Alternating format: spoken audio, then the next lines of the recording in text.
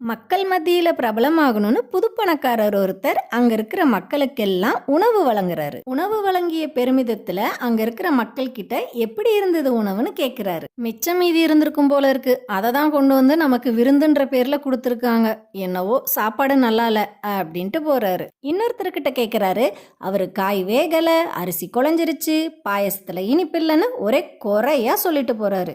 பயங்கர கடுப்பான புது பணக்காரர் அப்படியே ஓரமா போய் உக்கார, அது வழியா வந்த பிச்சைக்காரர், ஆஹா என்ன சாப்பாடு, எவ்வளவு அற்புதமா இருக்கு அப்படின்னு ரொம்ப புகழ்ந்துட்டு போறாரு. இதை கேட்ட புது பணக்காரருக்கு ரொம்ப சந்தோஷமாயிடுச்சு.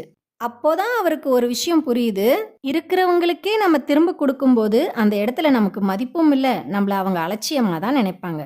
அதுவே நம்ம இல்லாதவங்களுக்கு கொடுக்கும்போது அந்த இடத்துல நமக்கு மதிப்பும் கூடும், நம்மள உயர்வாகவும் நினைப்பாங்க.